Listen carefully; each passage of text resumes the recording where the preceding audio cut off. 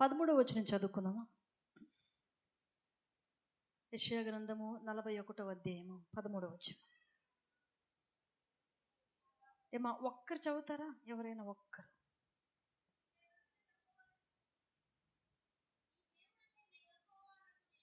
నీ దేవుడునైన యెహోవానగు నేను భయపడకుము. చాలమ్మా, నాతో పాటు ఆ మాట చెప్తారా? భయపడకుము, నేను నీకు సహాయం చేసేదను. మీ పక్కన వాళ్ళతో ఆ మాట చెప్పండి చూద్దాం. మీ ముందు వాళ్ళతో చెప్పండి. ఏందమ్మా గొనుగుతా ఉన్నారు? తిట్టమాకండి. చూడండి, దేవుడు ఈరోజు మనతో మాట్లాడుతున్న ఒక ప్రత్యేకమైన మాట ఏంటంటే, భయపడకము, నేను నీకేం చేస్తాను? సహాయం. ఓ మనుషులు మనకు అభయం ఇస్తేనే చాలా ధైర్యంగా ఉంటాం, అవునా కదండి? ఈరోజు దేవుడే మనకు ధైర్యాన్ని ఇస్తున్నారు. మనం ఎంత ధైర్యంగా ఉండాలి? ఇంకా ఈ మాట మాట్లాడుతున్నది ఒక మనుష్యుడు కాదు. ఎవరు మాట్లాడుతున్నారమ్మా? నిద్ర వస్తుంది అన్న వాళ్ళు ఒకసారి హల్లేలూయా చెప్తారా?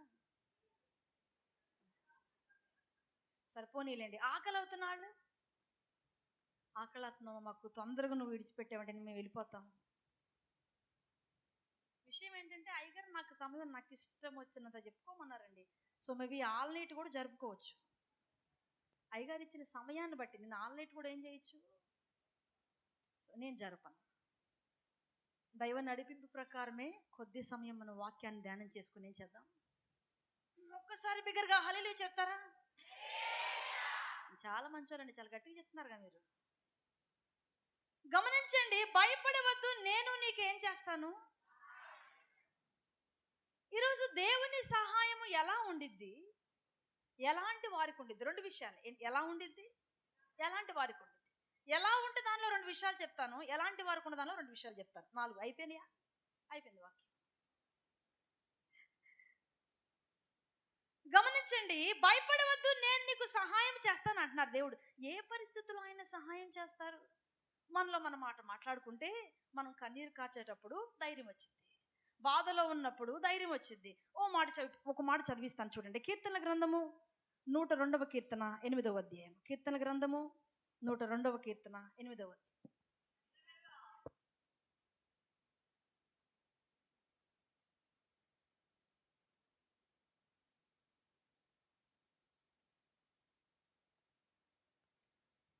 చదవండి అమ్మా, చదవండి. దినమెల్లా శత్రువులు నన్ను నిందించుచున్నారు. ఏం కోపమయ్యా? కోపం ఉండిద్దంటే వెర్రి కోపం కూడా ఉండిద్దంట. ఈ వాక్యాన్ని చదువుకున్నప్పుడు చాలా షాక్ అయ్యా. ప్రభువా, నేను ఏ పరిస్థితుల్లో ఉన్నప్పుడు నీవు నన్ను ధైర్యపరుస్తున్నావంటే, నా మీద ప్రజలు ఎలా ఉన్నారంట? మీకుండరా అండి? ఏమా కోపం రాదా మీకు?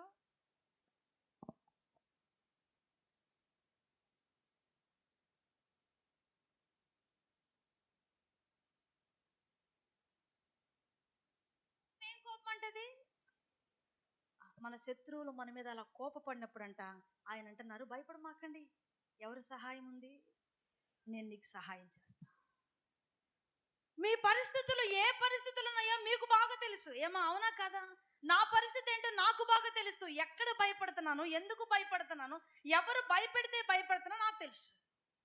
ఈరోజు మీరు ఏ భయాలతో ఉన్నారో ప్రభు ఈరోజు మాట్లాడుతున్నారు, భయపడమాకండి, ఆయన సహాయం మీకు సమృద్ధిగా ఉంటుంది. బైబిల్ గ్రంథంలో ఒక భక్తుని గురించి మనం ఆలోచించేద్దామండి. అపోస్తుల కార్యాలు 12వ అధ్యాయము. అపోస్తుల కార్యాలు 12వ అధ్యాయము 1వ వచనం మనం చదువుకున్నాం. అపోస్తుల కార్యాలు 12వ అధ్యాయము.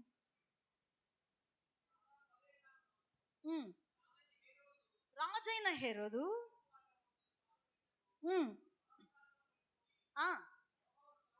చాలమ్మా బాధ పెడుతున్నాడంట, బలత్కారంగా పట్టుకుంటున్నాడంట. ఇప్పుడు ఈ బాధ పెడుతున్న హేరోదు చేతిలో నుంచి, బలత్కారం చేస్తున్న హేరోదు చేతిలో నుంచి ఎవరిని విడిపించాలి? ఆయన బిడ్డలను విడిపించాలి. అంతేనమ్మా? నేనంటాను, మిమ్మల్ని ఎవరు బాధ పెడుతున్నారో, బలత్కారం చేస్తున్నారో వారి చేతుల నుంచి నా ప్రభు ఈరోజు ఏం చేస్తారంట? ఆమె అనొచ్చు కదా. ఏంటి విడుదల పొందటం కూడా మీకు ఇష్టం లేనట్లేదు. నేనైతే చెప్తాను ఆమేన్. ప్రభు అంటున్నారు, బాధ పెట్టు వారి చేతిలో నుంచి, బలత్కారం చేయు వారి చేతిలో నుంచి ఎలా విడిపిస్తారో ఓ చిన్న అద్భుతమైన విషయం నేను చెప్తానండి. అనవసరంగా కారణం లేకుండా పేతురు గారిని కిడ్నాప్ చేశాడంట. ఆయన ఏం చేశాడు? మన లాంగ్వేజ్ చెప్పుకుందాం. ఏం చేశారు? పట్టుకెళ్ళిపోయారు పేతురు గారిని. పేతురు గారిని ఎప్పుడైతే పట్టుకొని వెళ్ళిపోయారో వెంటనే సంఘం ఏం చేస్తుందంటమ్మా? చెప్పండి, మీకు తెలియని విషయాలు ఏం కాదు. ఏంటి? ప్రార్థన. ఎలాంటి ప్రార్థన అది? మామూలు సాదాసీదమైన ప్రార్థన కాదంట, ఒక అత్యాసక్తితో ప్రార్థన చేస్తున్నారంట. ఒక మాట మిమ్మల్ని అడుగుతాను, ఏమనుకోవద్దు. మీలో ఎంతమంది ఆసక్తిగా ప్రార్థన చేస్తారు? మీలో ఎంతమంది ఆసక్తిగా పరిచర్య చేస్తారు? మీలో ఎంతమంది ఆసక్తిగా సేవకుని గమనించుకుంటారు? మీలో ఎంతమంది ఆసక్తిగా సంఘం ఎలా ఉంది, పూజ ఏమన్నా లేదా, చాలా శుభ్రంగా ఉంది, మ్యాట్స్ ఏమన్నా బెస్ట్గా ఉన్నాయా, ఎంతమంది ఆసక్తితో ఉన్నారు? ఆ దినాల సంఘం అయితే ఎలా ఉన్నారంటమా? ఆసక్తి. సేవకుని వాళ్ళు పేతురు గారిని తీసుకెళ్ళిపోయిన తర్వాత ఆసక్తితో వారు ప్రార్థన చేస్తున్నారంట.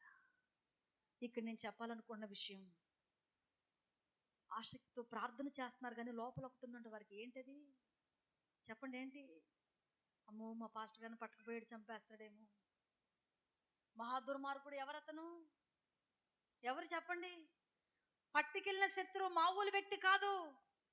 కారణం లేకపోయినా వారే కారకులని చెప్పి ఏం చేస్తాడు? వారిని వాళ్ళే మొత్తం చేశారని వారి మీద నిందమోపి ఏం చేస్తారు?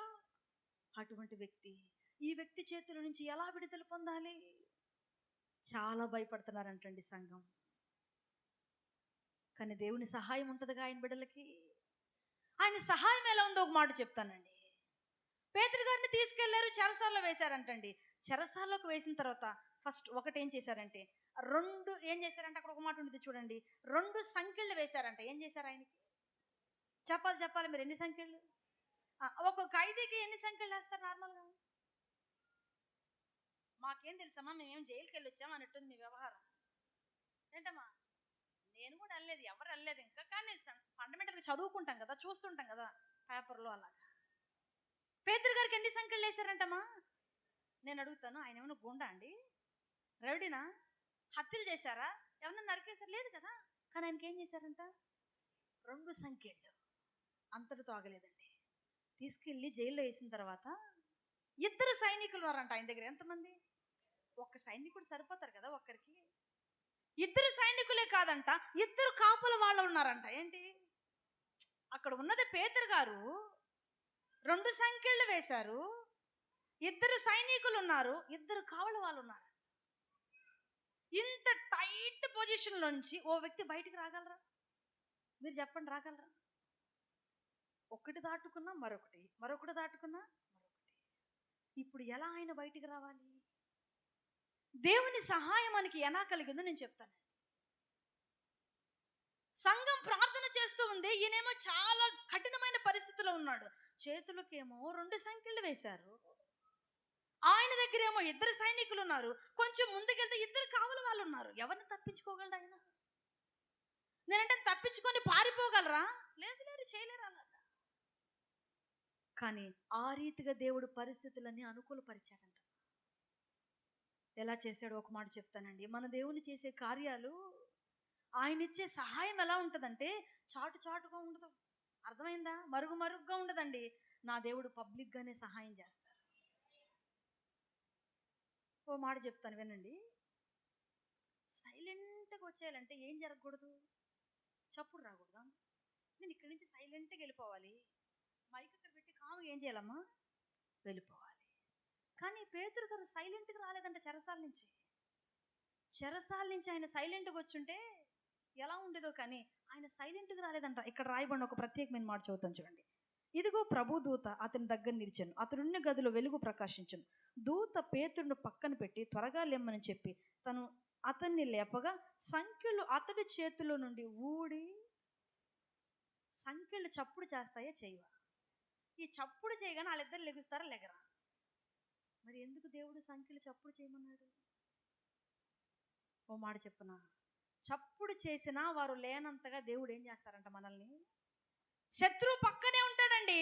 మనం చప్పుడు చేసినా కూడా వాడు మనల్ని ఏం చేయలేడు. అర్థమవుతుందన్నమాట. ఆయన సహాయం ఎలా ఉంటుందంటే, నార్మల్గా నిజానికి పేతురు గారు ఎలా రావాలంటే చాలా సైలెంట్గా రావాలండి. చప్పుడు చేయకూడదు ఆయన. వారికి కనబడకుండా ఈయన వెళ్తున్నది వినపడకుండా ఉండాలంటే చప్పుడు చేయకూడదు.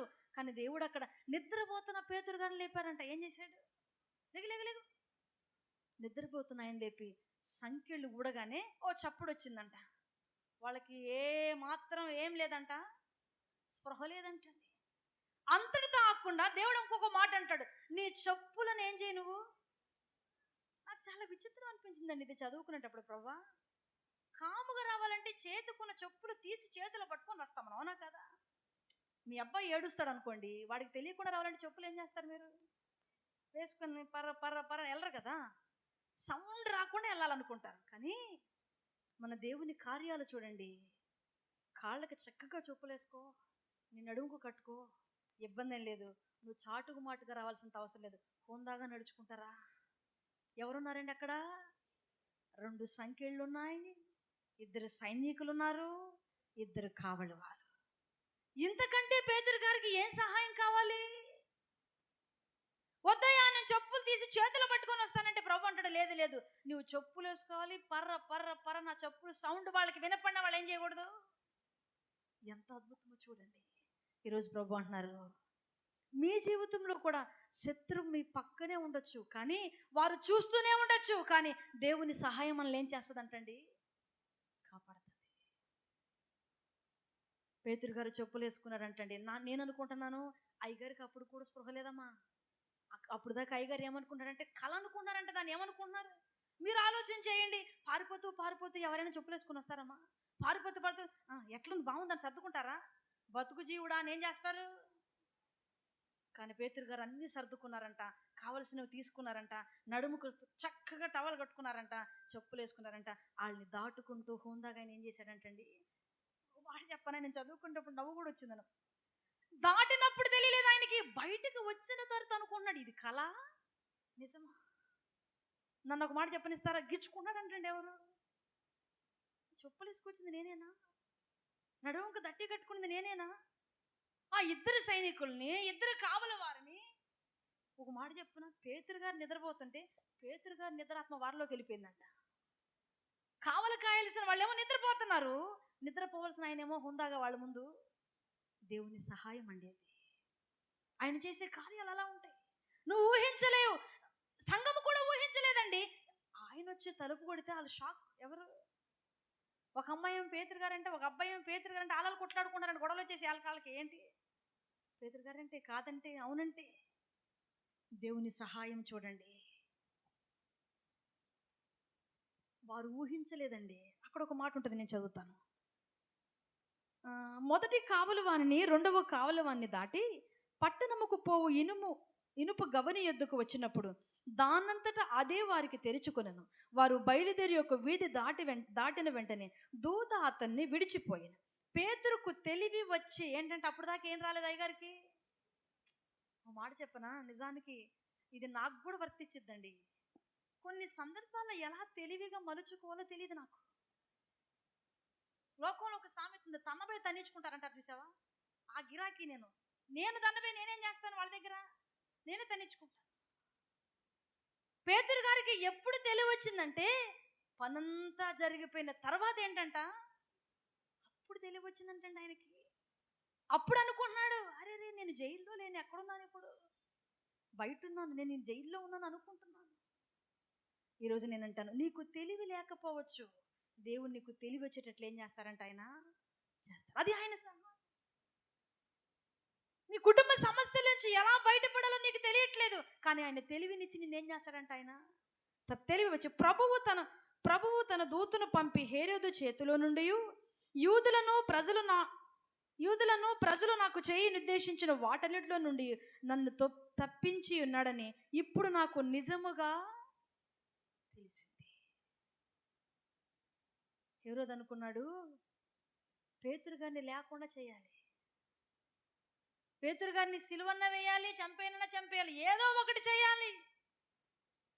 శత్రు పని అదే కదండి, మనల్ని ఏదో ఒకటి ఏం చేయాలి వాడు. ఆత్మ సంబంధంగా మనల్ని బలహీనపరచాలి, ఆత్మ సంబంధంగా మనల్ని ఏం చేయాలి, కిందకి పడదొక్కాలి. వాడు డ్యూటీ అది. హేరోదు కూడా అనుకున్నాడు పేతురు గారిని లేకుండా చేయాలని, కానీ దేవుడు అనుకోలేదు కదా. దేవుడు ఆయన్ని ఆశ్చర్యకరమైన రీతిలో ఏం చేశారు, తప్పించారు. దాచుకోవలసిన అవసరం లేదు, భయపడాల్సిన అవసరం లేదు, దూరంగా వెళ్ళవలసిన అవసరం లేదు. పేతురు గారు పారిపోలేదు, దాంకోలేదు, చాటుమాటుగా లేడండి. పబ్లిక్గా చక్కగా చెప్పులు వేసుకొని మర్యాదగా చెప్పాలంటే ఆనందంగా సంతోషంగా వారిని దాటుకొని, నేనంటాను మనకు కీడు చేయదలసిన వారి చేతిలో నుంచి దేవుడు ఎలా విడిపిస్తారంట, అలా విడిపిస్తారండి. రెండోదిగా మనం చూద్దాం రాజుల 2వ గ్రంథము, క్షమించండి మొదటి రాజుల గ్రంథం 18వ అధ్యాయం. మొదటి రాజుల గ్రంథము 18వ అధ్యాయం 32 చదువుకుందామా. 18:32. మొదటి రాజుల గ్రంథము 18వ అధ్యాయము 32వ వచనం.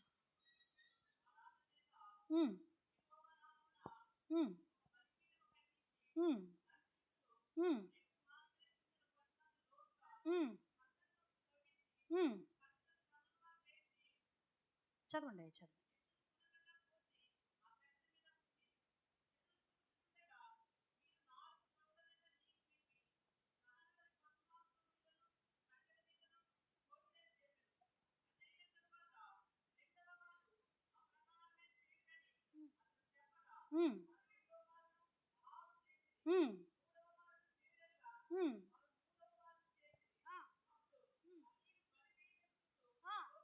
చాలండి, చాలు. ఈ రెండో విషయం దేవుడు ఎలా తప్పించారో నేను చెప్తాను, చూడండి. వారిని ఒకరు ఇద్దరు కాదండి, 800 మంది బయలు ప్రవక్తలు అంట. వారు ఎంతమంది? 850 బయలు ప్రవక్తలు ఒక పక్క నుంచున్నారు, దైవ సేవకుడు మాత్రమే ఒక పక్క. కనీసం విశ్వాసులైన ఆయన పక్కనున్నారమ్మా? విశ్వాసులైన ఆయన పక్కనున్నారా? లేరు. ఆయన ఒక్కడే నుంచున్నాడంటండి. ఇక్కడ రాయబడిన ఒక అద్భుతమైన మాట ఏంటంటే, ఆ 850 మంది వారితో ఉన్న ప్రజలు రక్తము కారునంత మట్టుకు వారు ఏం చేస్తున్నారంట, వారు దేవుడిని పిలుచుచున్నారంట. కానీ ఆ దేవుడికి చెవుడంటమ్మా ఏంటి వినపడదంట. ఏంటి?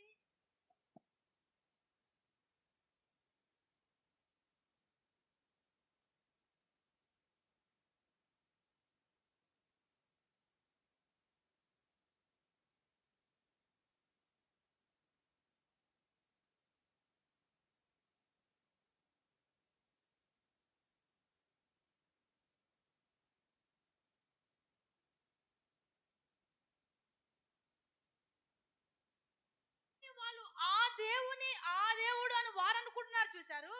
వాటి కోసం ఏం చేస్తారంట వాళ్ళు? వారిని చూసి మనం రోషం తెచ్చుకోవాలండి. మోకాళ్ళంగి ప్రార్థన చేయమంటే ఏం చెప్తాం? కిడ్నీలు పోయామంటాం, మోకాళ్ళు అరిగిపోయామంటాం, గుజ్జు లేదంటాం, ఏమేమో చెప్తారండి. కానీ వారంట రక్తము కారునంతగా వారిని ఏం చేస్తున్నారంట, మందిరంలో కాస్త చేతుల పైకెత్తి బిగ్గరగా చప్పట్లు కొడుతూ పాటలు పాడి చెప్పమంటే ఏం చెప్తాం మనం? 100 సాకులు చెప్తాం. వాళ్ళు మటుకు అరుస్తున్నారంటండి తెగ. ఏం చేస్తున్నారు? వారు శక్తికి మించి అరుస్తున్నారంట.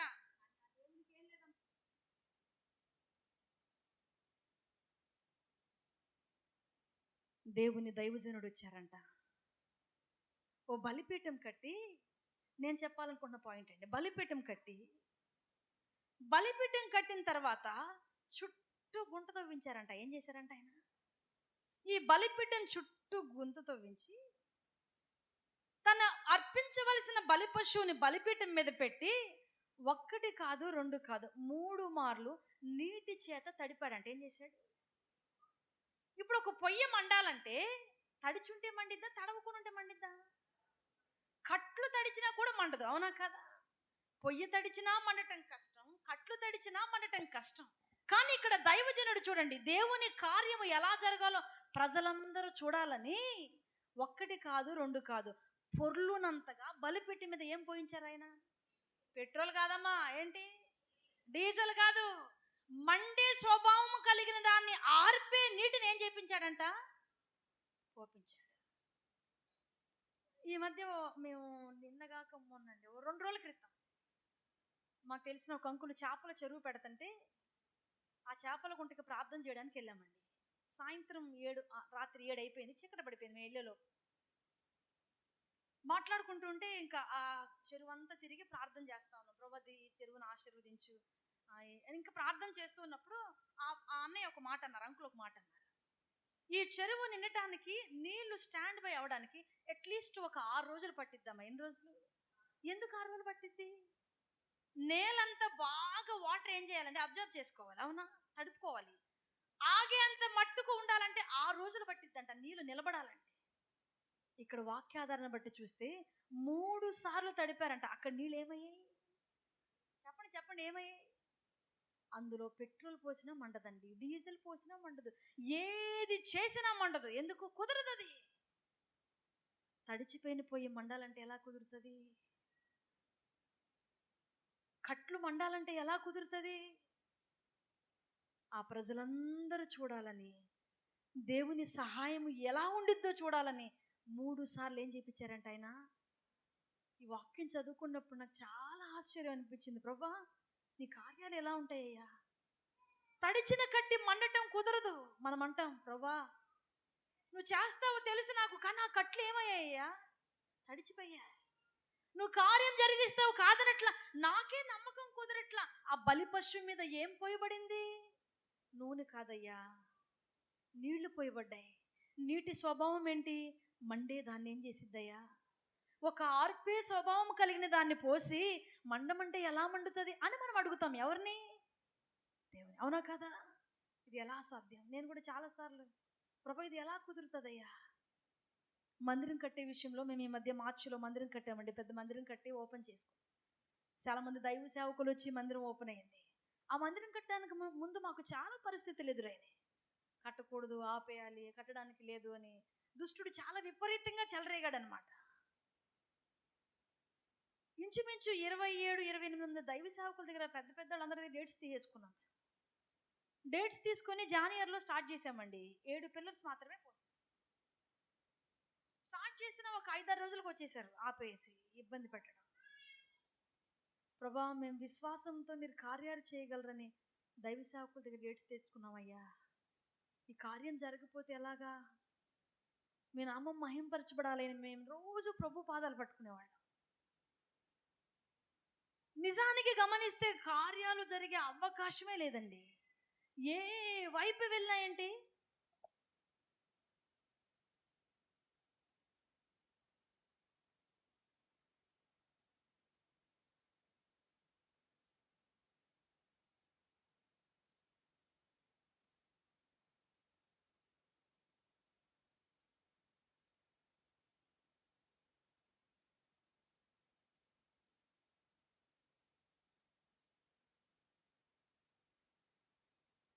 పది రోజుల ముందు కూడా పని జరగలేదు.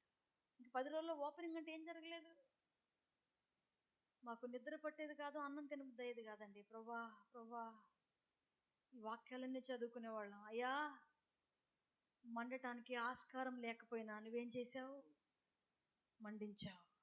బయటికి రావడానికి పేతురు గారు వీలు లేకపోయినా నువ్వు ఎలా నడిపించావు ఆయన్ని? చాటుకు లేసొచ్చి ఏం చెప్పలేదయ్యా, హుందాగా ఏం చేశారు ఆయన? అటువంటి కార్యం మేము చూడాలయ్యా. 10 రోజుల్లో మాకు పర్మిషన్ ఇచ్చారండి. ఎలా జరిగిందో తెలియదు ఆ కార్యం. 10 రోజుల్లో దేవుని మందిరం కట్టడానికి మాకు దేవుడు కృపనిచ్చారు. ఆర్థిక పరంగా కూడా ఎలా సమకూర్చారో తెలియదండి. వాళ్ళు ఎవరో కూడా తెలియదు. వారు గోల్డ్ పెట్టి ఏం చేశారు? కొందరు వారు కొన్నవి పెట్టి, స్థలాలు పెట్టి, అవి పెట్టి, ఇవి పెట్టి ఏం చేశారండి? ఉన్నప్పుడు మీరు ఇవ్వండి గారు, ముందు దేవుని పని జరగాలి. నేను అంటున్నానండి, ఆయన కార్యాన్ని అద్భుత రీతిలో ఆయన ఏం చేయగలరు? అది ఎవరికి తెలుసండి? దైవ సేవకునికి. ఆయనకి తెలుసు కాబట్టి ఆయన ఏం చేస్తున్నారంటే, పోయింది ఒకసారి కాదు, 2 సార్లు కాదు, 3 సార్లు ఏం చేశారంటే అక్కడ 3వ మారును చేయుడనగా వారు 3వ మారును చేశారు. అప్పుడు ఆ నీళ్లు బలిపీఠము చుట్టూను పొర్లి, ఇప్పుడు పొర్లి పారే దగ్గర ఎలా మంట వచ్చింది? ఎలా ఆ దేవుడు ఆ బలి పశువుని ఆగ్రహించగలడు? తడిగా ఉంది కదా. కానీ ఆ తడి దగ్గరే దేవుడు ఏం చేయగలడండి? ఒక కార్యం. ప్రార్థన చేస్తూ ఉన్నాడంటండి మోకాళ్ళేసి. ఎవరు చెప్పండి, ఎవరమ్మా? సేవకుడు ఏలియా గారు ప్రార్థన చేస్తూ ఉంటే చేసిన నిమిషాలు, సెకండ్స్లోనే ఏం జరిగిందంట అక్కడ? కొన్ని గంటల ముందు నుంచి కోస్తున్నారు. ఏం కోతలు కోస్తున్నారమ్మా వాళ్ళు?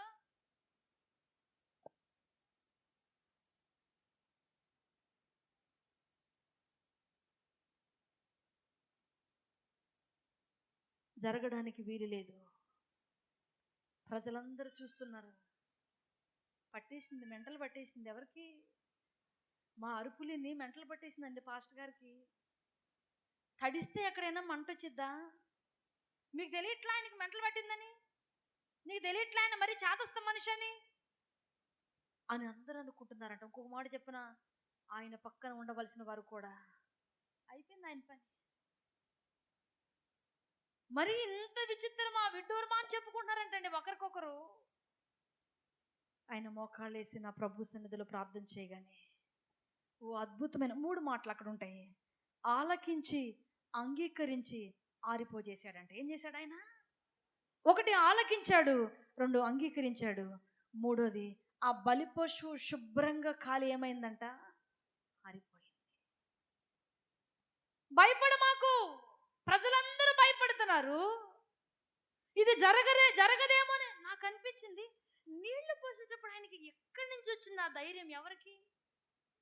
అమ్మో, నా వల్ల అయితే కాదు, అంత ధైర్యం మనం ఏం చేయలేం. అవునా కదా? ఎంత డేర్ అండ్ డాష్గా విశ్వాసముతో ఆయన నీళ్లు పోసి 3 మార్లు తడుపుతారు మండవలసిన దాన్ని.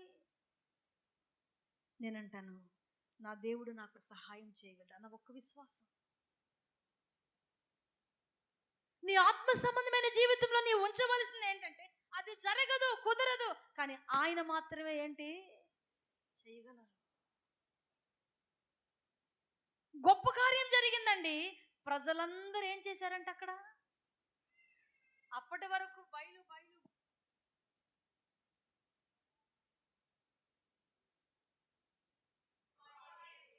ఎందుకంటున్నారమ్మా? 3 మార్లు నీళ్ళేసి తడిపారుగా, చూశారుగా వాళ్ళే. దాన్ని బట్టి అంటున్నారు, యెహోవా ఉన్నాడు, ఆయనే దేవుడు. ప్రజలందరూ ఎవరి తట్టు త్రిప్పబడ్డారంటమ్మా? సేవకుని తట్టు.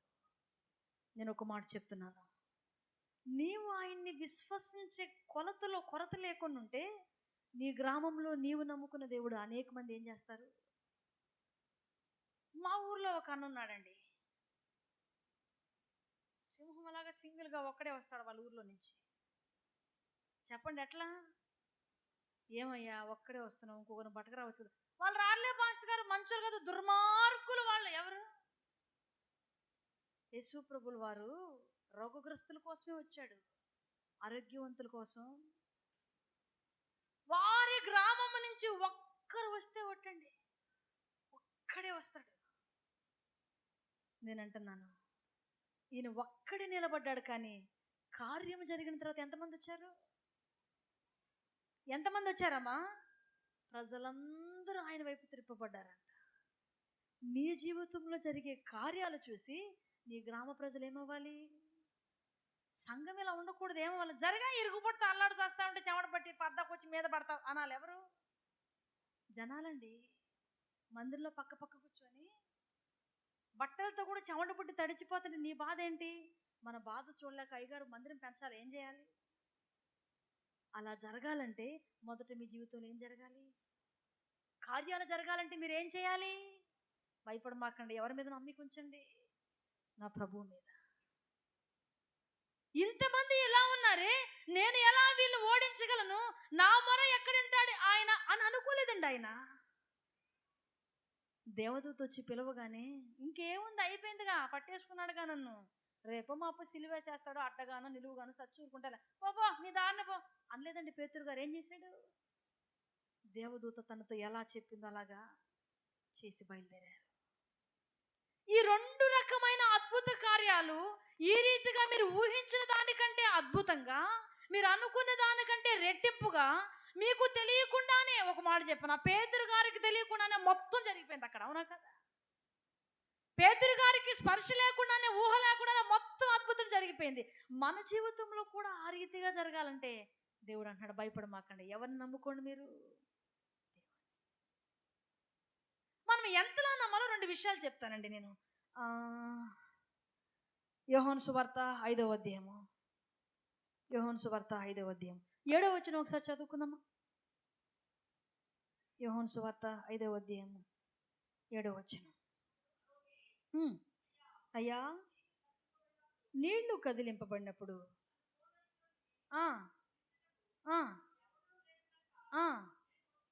నేను వచ్చినంతలో చాలండి. ఈ బెతెస్దా కోనేటి యొద్దున్న వ్యక్తి కోసం దైవ సేవకులు రకరకాల దేవుని నడిపింపుని బట్టి పలు కోణాల్లో పరిశుద్ధాత్మ నడిపిని బట్టి చెప్తారు. ఈరోజు నాకు కలిగిన ప్రత్యక్షత కోసం ఒక మాట చెప్తాను. నీకు తెలియకుండా నీ జీవితంలో గొప్ప కార్యాలు జరగాలంటే, నీకు తెలియకుండా నీ కుటుంబంలో అద్భుత కార్యాలు జరగాలంటే, నీవేమో ఒకలాగా ఊహించుంటావు, దేవుడేమో మరొకలాగా చేసి ఉంటారు. అటువంటి అద్భుత కార్యాలు జరగాలంటే ఈ వ్యక్తిలాగా ఉండాలంట. ఎవరిలాగా ఉండాలి? ఈ వ్యక్తిలాగా ఉండాలని ఎందుకు నేను చెప్తున్నానంటే, ఎన్నేళ్ల నుంచి అక్కడ ఉన్నాడమ్మా చెప్పండి? ఎన్నేళ్ళ నుంచి? 38 ఏళ్ల నుంచి అక్కడే ఉన్నాడంట. కానీ ఒక మాట ఉంది, అతడు ఎన్నడూ కదిలించబడలేదంట. ఏం చేయలేదు? తన దగ్గరికి మాటలు రాలేదా? ఎరా మనలో మన మాట చెప్పుకుందాం. ఒకే దగ్గర ఉండాలంటే మీకు చిరాకు పుట్టదా? ఒకే దగ్గర ఉండాలంటే మీకు చిరాకు వస్తుందా రాదా?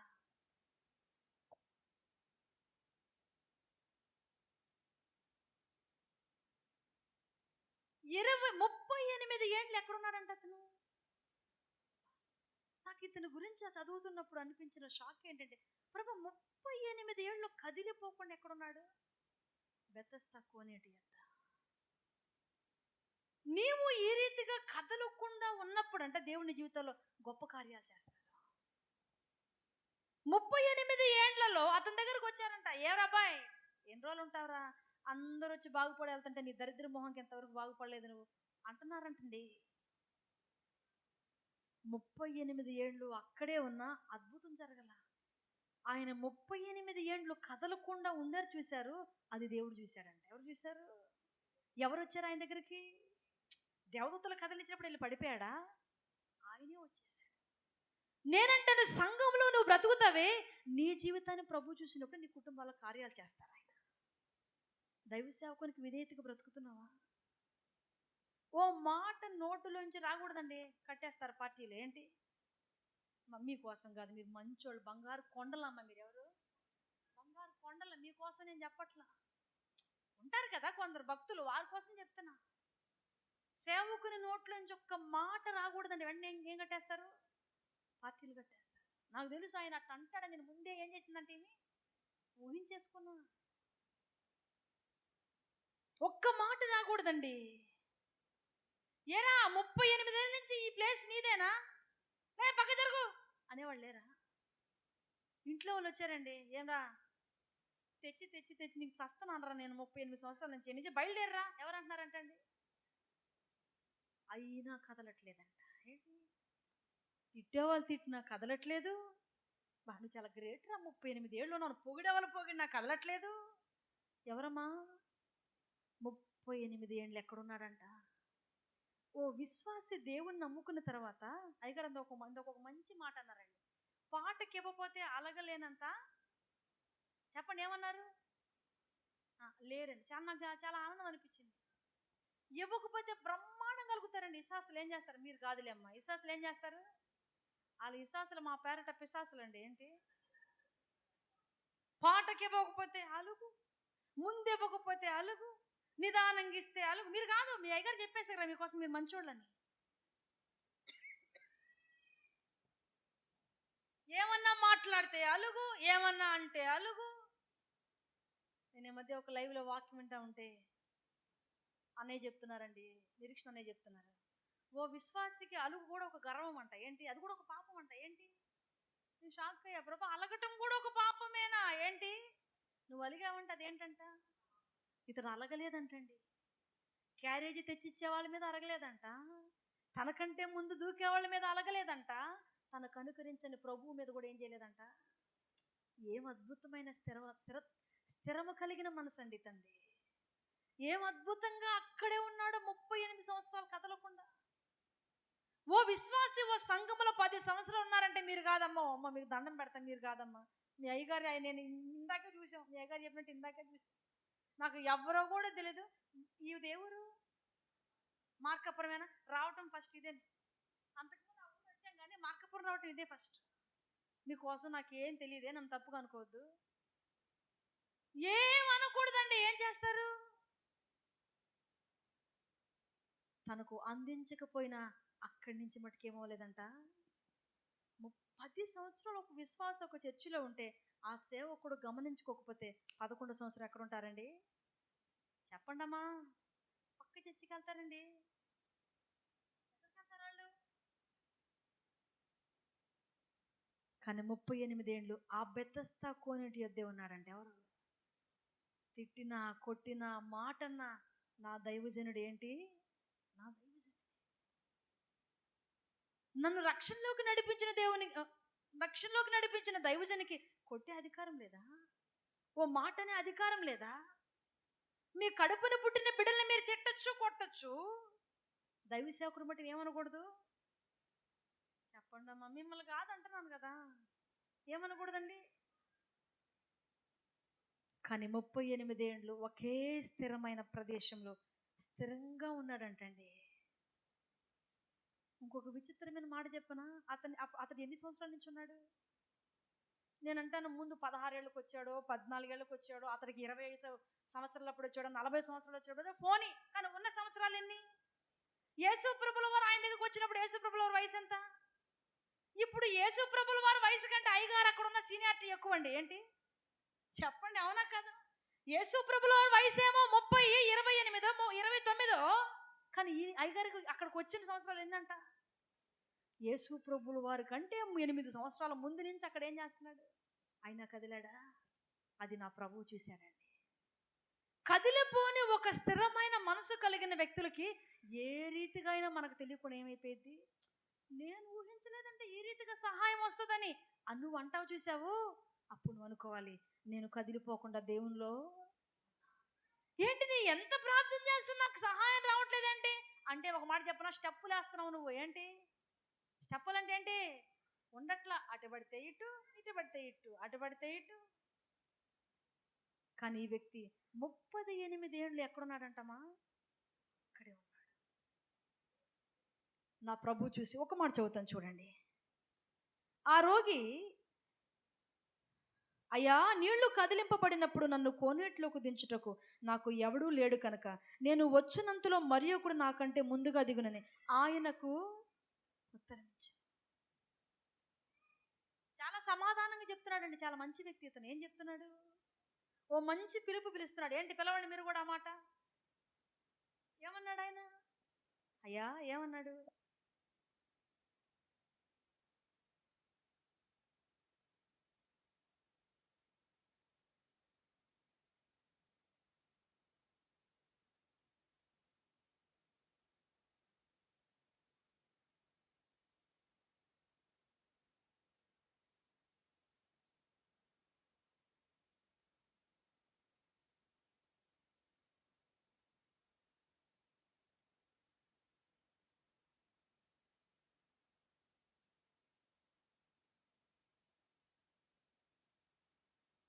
ఆయన పిలిచిన పిలుపుకి యేసు ప్రభులు వారు అక్కడ ఏం చేశారు? కార్యము చేయకుండా ఉండలేకపోయారు. నా ప్రభువును నువ్వు ఎలా పిలుస్తున్నావు? కొందరు పిలుపు ఎలా ఉంటుంది చెప్పనా? 80 ఏళ్ళయింది ప్రభువుని నమ్ముకొని, ఒక బిడ్డ లేదు, బీరకాయ లేదు. ఏంటి? ఓ ఉద్యోగం లేదు, సద్యోగం లేదు, ఒక కార్యం లేదు. 38 ఏళ్ళు అక్కడ ఉన్నాడే, ఏం చెప్పాలి యేసు ప్రభుల వారికి? ఓ మంచి మాట అన్నాడు. అయ్యా ఇన్ని రోజులు నేను ఇక్కడున్నా, నాకంటే వేరే వాళ్ళు వెళ్ళిపోతున్నారు, నేనే వెళ్ళలేకపోతాను అంటున్నారు, కానీ పక్కన వాళ్ళు తిట్టాడా? వాళ్ళ మీద కంప్లైంట్స్ పెట్టాడా? మనమైతే ఎన్ని చెప్పుంటామో, ఈవెనాయి ఎన్ని చెప్పుంటాము. ఇటువంటి ఒక స్థిరమైన మనసు నువ్వు కలిగినప్పుడంట, నీకు తెలియకుండా నీ జీవితాలు ఏం జరుగుతాయంట చెప్పనా? ఒక్క దిక్కు నుంచి వచ్చిన శత్రువు నీకు తెలియకుండా 7 దిక్కులు ఏమైపోతాడంట? పారిపోతాడు. వ్యాధి అనే ఒక శత్రువు వెంటాడుతున్నాడు 38 ఏళ్ల నుంచి. అతనికి తెలియకుండానే ఏమైపోయాడు? కొన్నిట్లో దిగాడా? ప్రభువు చెప్పిన ఒక్క మాటే పరుపెత్తుకొని లెగిచి నడవగానే ఏమయ్యాడంటండి? ఈరోజు నేనంటాను, నీవు కూడా సంఘంలో, దేవునిలో, సేవకుని దగ్గర అంతే స్థిరత్వంతో ఉండాలి. అట్టి స్థిరత్వంలోకి దేవుడు మిమ్మల్ని నడిపించును గాక. ఏందో తప్పుడు లేకుండా చెప్పారు, గట్టిగా చెప్పండమ్మా. నాకు కూడా కావాలని కోరుకుంటున్నా ప్రభా. ఏ పరిస్థితులు వచ్చినా నేను ఏమవకూడదు, కదిలిపోకూడదు.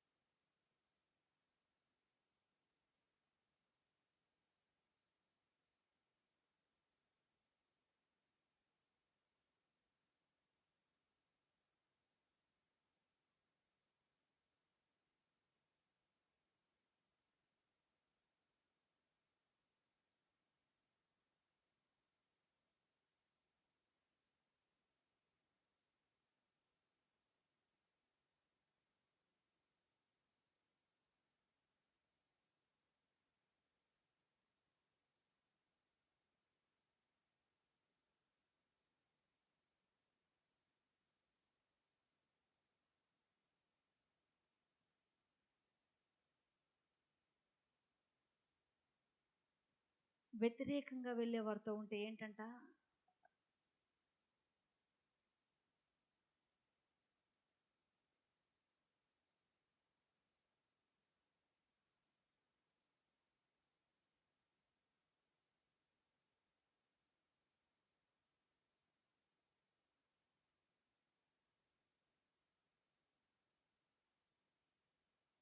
యేసు ప్రభుల వారు వచ్చి 38 ఏళ్ళ నుంచి ఇక్కడే ఉన్నామంట. ఉన్నా ఉంటే తప్పేంటి అంటే ఏంటి అర్థం? చెప్పండి అమ్మ, అంటే అర్థం ఏంటి? అవునయ్యా, 38 ఏళ్ళ నుంచి ఎక్కడున్నాను?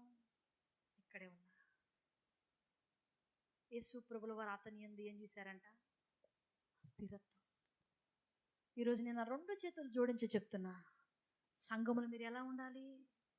స్థిరముగా. మీరు ఎప్పుడు ఒక మాట అనుకోండి, నేను అనుకుంటా, చనిపోయేంత వరకు నా సేవకుని దగ్గర నేను ఎలా ఉండాలయ్యా? స్థిరముగా ఉండాలి. ఒక్కోసారి కఠినమైన పరిస్థితులు ఎదురవుతాయి, అసలు వెళ్ళలేని పరిస్థితులు ఎదురవుతాయి, ఉండలేని పరిస్థితులు ఎదురవుతాయి. అయినా కూడా అతడు 38 ఏళ్ళు కదిలాడా? కదలలేదండి. ఈరోజు నేనంట, కదిలిపోయే పరిస్థితులు వచ్చినా మీరు ఏం చేయొద్దు, ఇది అపవాది దాడి. ఒకవేళ దేవుడు కూడా నిన్ను పరీక్షిస్తున్నా కూడా నువ్వేం చేయొద్దు, కదిలిపోవద్దు. నువ్వు కదలకుండా ఉంటావు చూసావా, అప్పుడు నా దేవుడు నీ జీవితంలో ఏం చేస్తాడమ్మా? కార్యం. నీకు తెలీదా ఆ కార్యం జరుగుతుందని? నేను ఎన్నో అలా చాలా చూశానండి. దేవుని యందు మాత్రమే నమ్మికని పెట్టుకున్నప్పుడు మనకు తెలియకుండా కార్యం మొత్తం జరిగిపోయి ఉండిద్ది అక్కడ. ఏంటి? అప్పుడు ఆశ్చర్యం అనిపించింది, ప్రభా నిన్ను నమ్ముకుంటే ఇంత గొప్ప కార్యాలు చేయగల తండ్రి అయ్యా. ఈరోజు నేను చెప్తున్నా, మీలో ఎవ్వరు ఏం చేయొద్దు, కదిలిపోవద్దు. మాట అంటున్నారని, ఈ రీతిగా ఉన్నదని, పరిస్థితి ఆ రీతిగా ఉందని, భర్త ఇబ్బంది పెడుతున్నారని, భార్య ఇబ్బంది పెడుతుందని, బిడ్డలు ఇబ్బంది పెడుతున్నారు, సేవకులు ఒకవేళ ఇబ్బంది పెడుతున్నారు, నిన్నే టార్గెట్ చేశారనుకో, చెయ్యి. నీ టార్గెట్ ఎన్ని రోజులు చేస్తారు అమ్మా? తప్పే ఉంటే దైవ సేవకులు కంట్లో నువ్వు పడ్డావంటే నీకే సంతోషం. ఏంటండి? మంచిగానో చెడ్డగానో తిట్టో మెచ్చుకొని సేవకుల దృష్టిలో నువ్వు ఉన్నావు, అది నీకు ఆశీర్వాదం.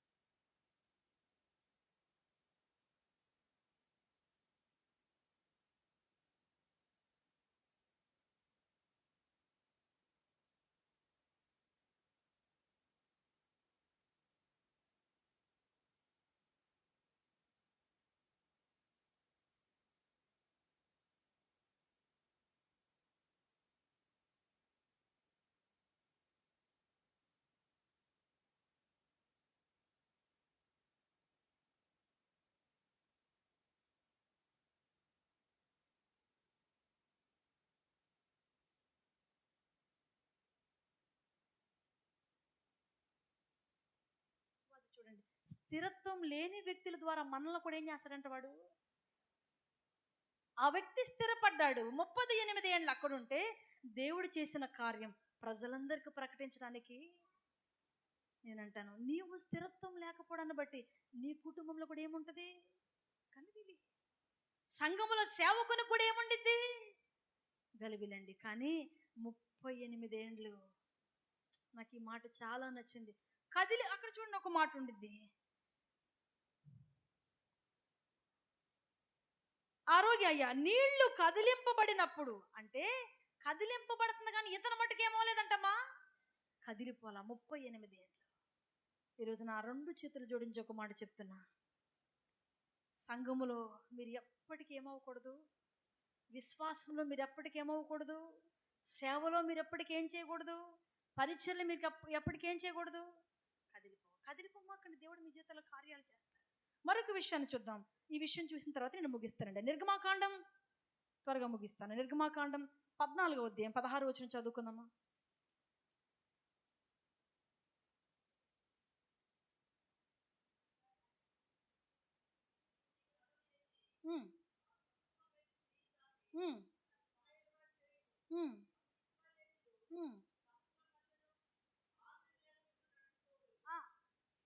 చాలండి, నేను చెప్తాను చూడండి. త్వరగా చెప్పి నేను ముగిస్తాను.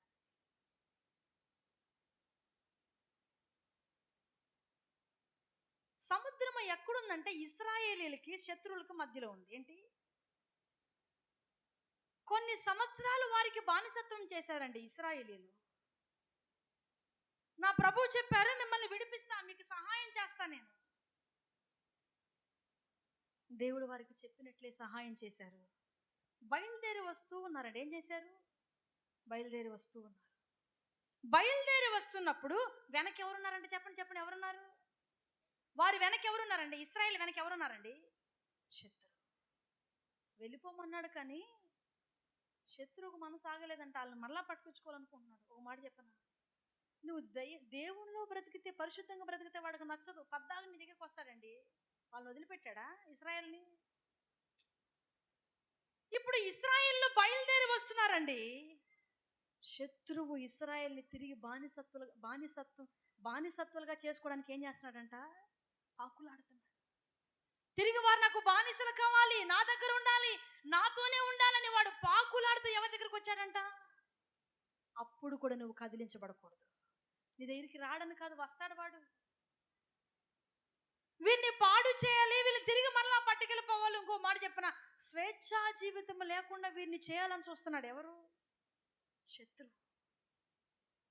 ఇశ్రాయేలుకి స్వేచ్ఛ ఉండకూడదు, వారు ఇక్కడే ఉండాలి, వారు బానిసలుగా మగ్గాలి, బానిసత్వం కిందే ఉండాలని వెళ్ళిన వారిని మరలా, ఒక మాట చెప్పన, ఆత్మ సంబంధంగా నువ్వు ఎదుగుతూ ఉంటే నిన్ను మరలా లోకంలోకి లాగాలన్నది ఎవరి టార్గెట్? నేను దేవుళ్ళు బ్రతుకుతున్నా, నా జోలికి రాడు అనుకో, మాకు ఆ ముందు వచ్చేది మన దగ్గరికి. వాడు ఎవరి దగ్గరికి, బ్రతకని వాళ్ళని పట్టించుకోడు. ఎందుకంటే వాళ్ళు దొందు ఒకటేగా, బ్రతకలేదు కాబట్టి ఇప్పుడు వాడు మనం వేరు.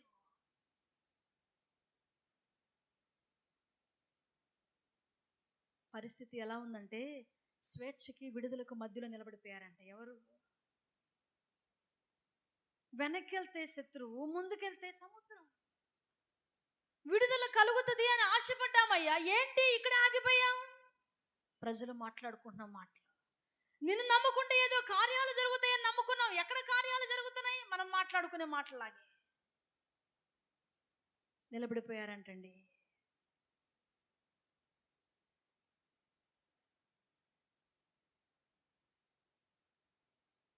ఈ మధ్య 7 hours వర్షిప్ జరిగింది మా చర్చిలో. 7 రోజులు కంప్లీట్ ఫాస్టింగ్ ఉన్నానండి.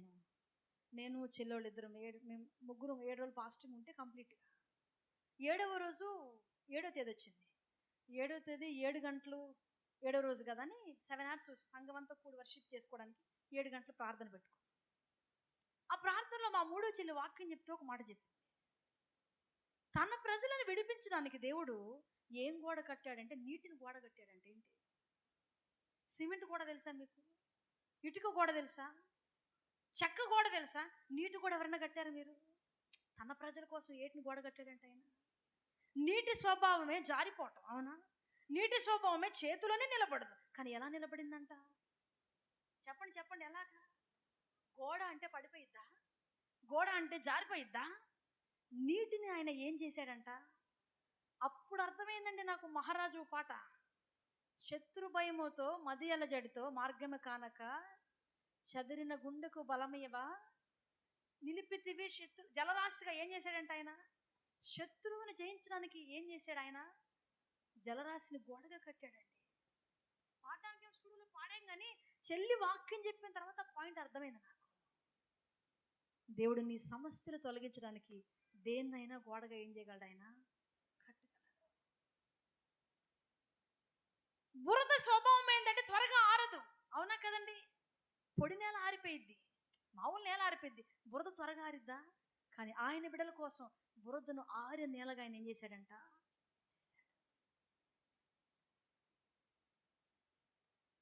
ఎందుకు ఆయన నీటిని గోడగా కట్టాడంటే తన బిడ్డలను రక్షించడం కోసం. ఎందుకంత కార్యం జరిగిందంటే అహరోను గారి ప్రార్థన అండి. ఎందుకు పాయలైంది అహరోను గారి ప్రార్థన? ఎందుకు పాయలైంది? ప్రవక్తినియకు పేరేం పేరు, మిరియామ గారి యొక్క ప్రవచనమా? యెహోషువ గారి సైన్యమా? కాదు. యెహోషువ గారి సైన్యాన్ని బట్టి పాయలవ్వలేదండి. అహరోను గారి ప్రార్థన బట్టి కాదు, మిరియామమ్మ ప్రవచనం బట్టి కాదు. నేనంటాను మోషే గారు దేవుని ఆజ్ఞ ప్రకారం కర్ర లేపడాన్ని బట్టి ఏమైందంట అక్కడ? నువ్వు దేవుని ఆజ్ఞ విన్నప్పుడు నువ్వు ఊహించిన రీతిలో ఏం చేస్తారంట ఆయన? సహాయం. నీకేముంది? అయిపోయింది మన పరిస్థితి. వెనక వారు తరుముతున్నారు. అలా అని చెప్పి వెళ్ళి సముద్రంలో పడిపోలేము. వెళ్ళి వాళ్ళ దగ్గర మరలా తిరిగా బానిసత్వం చేసుకోవటమే. రండి వెళ్దాం. ఒకరు మాట్లాడుకున్నారంట. ఒక్క కార్యం జరిగితే మాట్లాడుకుంటారండి అసలు. మీకు ఓ మాట చెప్తానండి. ఓ నలుగురు స్నేహితులు ఉన్నారంట. అరే పలానా దగ్గర మనం కలుసుకోవాలని నలుగురు మాట్లాడుకున్నారంట. నా వినపడుతుందా తమ్ముడు? వినపడుతుందా? ఆ నలుగురు అనుకున్నారంట మనం పలానా గేటు దగ్గర కలుద్దాం. ఒక స్నేహితుడు ముందు వచ్చేసాడంటండి. ఈ లోపు ఒక అమ్మాయికి వామిటింగ్ అయిందంట. వీడు ఫోన్ తీసుకొని రెండో వాడికి ఫోన్ చేశాడంట. అరే రే ఇక్కడ ఒక అమ్మాయి వామిటింగ్ చేసుకుంటుందిరా అని. వామిటింగ్ కూడా ఒక వింతానా చెప్పాడంట. ఆ రెండో వాడు మూడో వాడికి ఫోన్ చేశాడంట. అరే మనం కలవాలనుకున్న ప్రదేశంలో ఒక అమ్మాయి వామిటింగ్ చేసిందంట, నల్లగా చేసిందంటరా అన్నాడంట. ఏంటి అర్థమవుతుందా? ఈ మూడో వాడు నాలుగో వాడికి చేశాడంట. అరే రే మనం కలవాలనుకున్న ప్రదేశంలో ఒక అమ్మాయి వామిటింగ్ చేసిందంట, నల్లగా కాకిన వామిటింగ్ చేసిందంట. ఏంటి ఆ నోట ఆ మాట ఏమైంది? ఆఖరికి కాకి అయింది, అవునా కదా? అమ్మాయి వామిటింగ్ చేసింది, నల్లగా పోయి కాకిలాగా ఆఖరికి ఏమైంది? నేనంటాను అలా మాట్లాడుకుంటున్నారంట గుసగుస ఏమని. నేను చెప్పా నమ్మొద్దు మోషే గారిని. వచ్చాడు ఆ మానవుడు చేసుకుని వెళ్ళిపోతాడు. మీరే వచ్చారుగా, వస్తా గాడిదలు గుర్రాలు కోళ్ళు పెట్టలు అన్ని తెచ్చుకున్నారుగా. మీరు పండి మీతో పాటు అవి కూడా సావండి అంటున్నట్టు. ఎవరు? ఒక ఆమండి, మరొక ఆమంటుందంట. అటు అన్న మాకు పాస్టర్ గారికి దేవుడు చెప్తే నాకు వచ్చాడు. చెప్పాడులే మాకు దేవుడు ఆయనకి కర్రెత్తి చూపిస్తున్నాడు పద్దాక ఏంటి అని మరొక ఆమంటుందంటండి. ఈ మాటలన్నీ వింటున్నాడంట ఎవరు? దేవుడు అంటున్నాడు. ఈ బాధ తట్టుకోలేక ప్రార్థన చేస్తాడండి ఆయన. ఎవరికి? ఎందుకు ప్రార్థన చేస్తున్నావు? నీ కర్రెత్తి చూపించినాడంట. ఎవరు? ఇది ప్రార్థన చేసే సమయం కాదు మోషే, నువ్వేం చేయాలి? నీ కర్రెత్తి చూపించు. ఆ మాట విన్నాడండి ఎవరు? ఎప్పుడైతే ఆ మాట విన్నాడో వెంటనే సముద్రం ఏమైందంటమ్మా? పిల్ల కాలువ కాదమ్మా నేను చెప్పేది, తెలుగు గంగ కాలువ కాదు, పిల్ల కాలువ కాదు. ఏంటంటది? సముద్రం. ఏ సముద్రం అంటది? బే ఆఫ్ బెంగాల్ కాదండి. ఏంటి? ఎర్ర సముద్రం అంట. ఏంటి? చూడండి, మాట విన్న దైవజనుని పక్షాన దేవుడు నిలబడి మాట విన్న ప్రజల్లో కూడా దేవుడు ఏం చేశాడంట? కాపాడాడు. నేను ఎప్పుడు అనుకుంటుంటాను, ప్రభా నీకు మాట వినన ఏ పని కూడా నేను చేయకూడదు, ఉండకూడదు, జరగకూడదు. మోషే గారు ఒక్క మాట అండి, ఇక జీవితం అయిపోయింది, ఇక తిరిగి వెళ్ళటమే, సావటమే.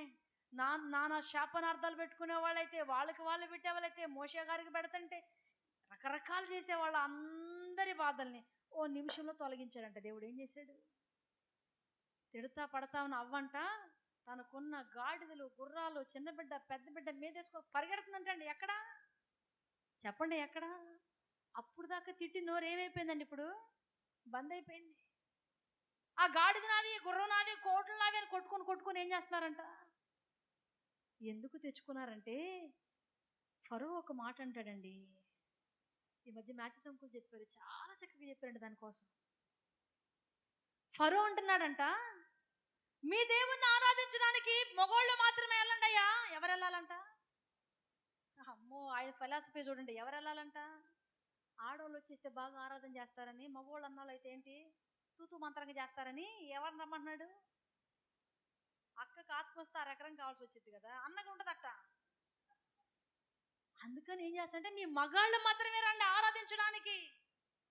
మనోళ్ళు ఏంది ఒప్పుకోరుగా. లేదు లేదు, మేము మా పిల్లలు మేమందరం కలిసి ఆరాధన చేయాలి. సరే అబ్బాయి, మీరు మీ భార్యలు వెళ్ళండి, మీ పిల్లలు ఉంచండి. ఎవరన్నారంట? ఇదేంటయ్యా, నేను వెళ్ళాలి, నా భార్య వెళ్ళాలి, నా పిల్లలు వెళ్ళాలి. ఎక్కడికి? నా దేవుణ్ణి ఆరాధించడానికి అరణ్యకు మేము వెళ్ళాలి. అవునా, సరిపోండి. సరే మీరు వెళ్ళండి, మీ భార్యలు వెళ్ళండి, మీ పిల్లలు వెళ్ళండి. మీ దండం పెడితే మీ కోళ్ళు ఏడు పెట్టండి రా అంటున్నాడంటే. ఏమంటున్నాడు? మా కోళ్ళు ఇక్కడ ఎందుకు పెట్టాలి, మా గాడిదలు ఇక్కడ ఎందుకు పెట్టాలి, మా గుర్రాలు ఇక్కడ ఎందుకు పెట్టాలి? మాతో పాటు మా దేవునికి అవి బలవ్వాలి. ఏమవ్వాలి? ఆశ్చర్యపోతున్నాడు అంటండి. ఎవరు? ఇశ్రాయేలు ఒప్పుకోవట్లా. ఆ హడావుళ్ళు అన్ని తెచ్చుకున్నారంటే వీళ్ళు. వస్తా ఎక్కడికి? ఆరాధించడానికి. మేమే కాదు, మా బిడ్డలే కాదు, మాకు కలిగిన సమస్తము, నేను నా ఇంటి వారు యెహోవాను సేవించదమని యెహోషువ గారు అన్నట్లు వారికి కలిగినది, వారి బిడ్డలు వారంతా కలిసి ఎక్కడికి వెళ్తారంటండి? అరణ్యములో ఆరాధన ఉత్సవం చేయడానికి బయలుదేరారంట. ఈ మధ్యలో శత్రువు ఎదురయ్యారు. ఏంటి? ఎర్ర సముద్రం విడిచిపెట్టారా? నేను చెప్పాక, తిట్టినాంటి కూడా ఇప్పుడు వదలకుండా ఏం చేస్తుందంటమ్మా, అన్ని జవురికి వెళ్తుందంట. ఏంటి? అన్ని బతుకుపోతుందంట. అమ్మో, నేను నా దేవునికి ఆరాధించడానికి ఇవన్నీ చాలా ముఖ్యం. ఏం చేయాలి నేను ఇప్పుడు? వీటన్నిటిని తీసుకెళ్ళాలి. కుటుంబంలో నాకు తెలిసిన వాళ్ళు ఒకడు ఉన్నారండి. అమ్మా, ఇది వెళ్ళి వారం, రేపు వారం నేను వెళ్తా. ఏంటి? అదేమన్నా డ్యూటీ అండి? ఈ వారం నువ్వు పిల్లలు వెళ్ళండి, రేపు వారం నేను వెళ్తాను. కొన్ని పరిస్థితులను బట్టి వెళ్ళలేని పరిస్థితులు ఉంటే ఆగుతారండి. ఉచితంగానండి, ఎందుకు? కానీ ఇశ్రాయేలు అలా కాదంట. మేము, మా బిడ్డలు, మాకు కలిగిన సమస్తము ఎక్కడ ఉండాలి? దేవుని మందిరంలో ఆరాధించడానికి మేము వెళ్ళాలి. అలా బయలుదేరారు కాబట్టి ఎర్ర సముద్రం కూడా వారి ముందు ఏమవలేదంటమ్మా, ఆగలేదంటండి, చీలిపోయిందంట. మీ దెబ్బకి నేను పడలేను రా బాబు అంటుందంట. ఎవరు? ఈరోజు నేను చెప్తున్నాను, మన జీవితంలో కూడా అటువంటి కార్యాలు జరగాలంటే దేవుని స్వరానిన్న మోషే గారు నడుచుకున్నట్లు మనం కూడా ఏం చేయాలి? బైబిల్ మూసేయండి. ఓ 2 నిమిషాలు నా సాక్ష్యాన్ని చెప్పి నేను ముగిస్తాను. కొద్ది నిమిషాలు, ఏం పెద్ద టైం ఏం అవ్వాల. 10:30 ఎంతండి? నిజానికి మా టైం అయితే 1, 2. నేను రూమ్కి వెళ్ళి పడుకున్నప్పుడు 1:30 అయిద్దండి. రాత్రి విజయవాడలో మీటింగ్ జరుగుతుంటే మంచి వాన వచ్చింది రాత్రి. ఎదురుబడి మోస్ అంకుల్ ఉన్నారుగా, ఒక గంట సేపు వాక్యం చెప్తానే ఉన్నారు. వర్షం జరుగుతోంది, ఇంకా ఎక్కువ అవుతుందని ఇంకంత చూసుకొని అటు ఇటుగా ఆపేశాను. మొత్తానికి మేము 10:30, 11 గంట కారు ఎక్కేసామండి గుంటూరు రావడానికి. యాక్చువల్లీ మేము ఎక్కాల్సింది 1 గంట అయ్యిద్ది. మేము కారు ఎక్కలో ముందు వచ్చాం. ఇబ్బంది ఏం లేదు. ఈరోజు కూడా ఎన్ని గంటలకు వెళ్ళొచ్చు? రాత్రికి అయ్యగారు చెప్పినట్టు ఇక్కడే ఉంటాం, మా రూమ్ ఇక్కడే, పడుకుంటాం. పొద్దున్న లెగిసి మరలా ఏం చేస్తాం? ప్రార్థన చేసుకొని రేపు సాయంత్రం మేము గుంటూరు ఉపవాస కూడికి కలుసుకుంటామండి. కాబట్టి 10:30 అయింది, మీరేం బెంగ పెట్టుకోమాకండి. ఇంకొక అరగంట ఉంది నాకు సమయం ఆరాధించడానికి, చెప్పడానికి. 4 విషయాలు చూసాం. భయపడకు, నేను నీకు సహాయం చేస్తా. ఆయన సహాయం ఎలా ఉంటుందంటే, పేతురు గారిని అద్భుత రీతిగా ఆయన ఏం చేశారండి, ప్రజలందరూ చూచినట్లుగా శత్రువులు కూడా సైలెంట్గా జరగవలసిన పనిలో హడావుడిగా లేకుండా ప్రశాంతంగా తన చెప్పులేసుకొని టవలు కట్టుకొని వాళ్ళకి బాయ్ చెప్పుకుంటూ వచ్చాడేమోనండి. ఎవరు? వెళ్ళొస్తాను అబ్బాయి, నేను వెళ్తాను, నా కోసమే కాపలా కాస్తున్నారు, బాయ్ బాయ్ అని చెప్పాడంటే ఎవరు? పేతురు గారండి. అలా విడిపిస్తారు ఆయన. నెక్స్ట్ ఎవరండి చెప్పండి? చుట్టూ నీటి చేత తడిపేశారంట. మండటానికి ఆస్కారం లేదు. మాట చెప్పనా, మన జీవితం బాగుపడటానికి పనికిరాదండి, సహాయం దొరకడానికి పనికిరాదు. దేవుడు మన జీవితాల్లో ఏం చేశాడంట? బాగు చేశాడు. కానీ మనకు ఆయన ఏమి ఇచ్చాడు? సహాయం ఇచ్చాడు. ఎందుకు ఆయన అంత చేయగలరంటే, ఎవరికి ఆయన చేయగలరంటే, స్థిరముగా ఉన్న వారికి. ఎవరికి? 38 ఏళ్ళు ఎక్కడున్నాడంట అతను? స్థిరముగా. ఇశ్రాయేలు ప్రజలు కొన్ని వందల సంవత్సరాలు ఎక్కడున్నారండి? ప్రవచనం 400 ఏళ్ళు, 430 సంవత్సరాలు ఎక్స్ట్రా గద్దించే వరకు ఎక్కడున్నారు వాళ్ళు? అక్కడే ఉన్నారు. కానీ కదిలిపోలేదంట వాళ్ళు. దేవుడు ప్రవక్తను పంపించి, ఆయన ప్రవక్త దేవుని మాట వినగా ఎర్ర సముద్రం వారి ఎదుట ఏం చేశాడు? ఆయన పాలన చేశాడు. మేము ఒక హిందూ కుటుంబం